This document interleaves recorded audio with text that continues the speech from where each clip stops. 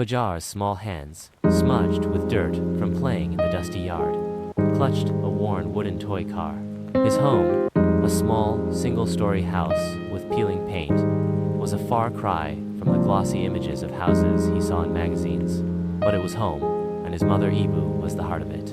Every day, Ibu woke before dawn, her face etched with the weariness of long hours spent scrubbing clothes for wealthier families.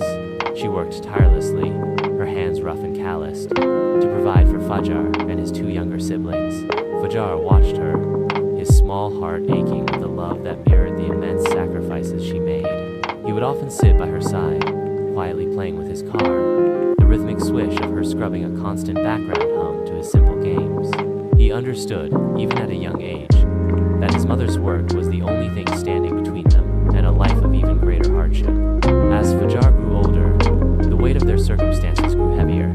He watched his mother's smile fade, replaced by a persistent frown of worry. One day, a sharp cough racked her body, a cough that lingered and worsened.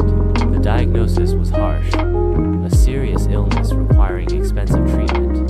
The family's meager savings quickly dwindled, replaced by a growing mountain of debt. The vibrant life that once filled their small home was dimmed by the shadow of despair. Fajar, no longer a carefree child, saw the worry etched deeply onto his mother's face. His innocent games were replaced by a growing understanding of their dire situation.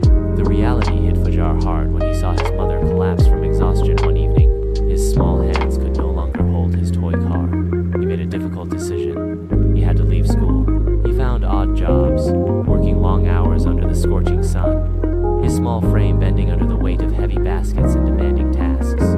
His days were filled with the back-breaking labor of adulthood, the carefree games of his childhood a distant memory.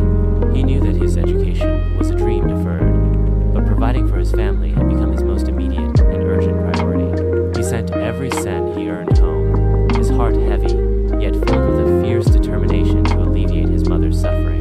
Despite the hardships, Fajar never lost his spirit. He found small joys in the simple things, a shared meal with his siblings, a rare moment of laughter with his mother, even the feeling of the sun on his face as he walked to work. He held on to the hope that brighter days would come, a hope fueled by the unwavering love he shared with his family. He knew that even though their circumstances were challenging, their bond was stronger than any obstacle they might face. He knew he was doing everything he could, and that was enough. For now, the simple games of his childhood were replaced by the responsibility of adulthood. But the love in his heart, the love for his mother and siblings,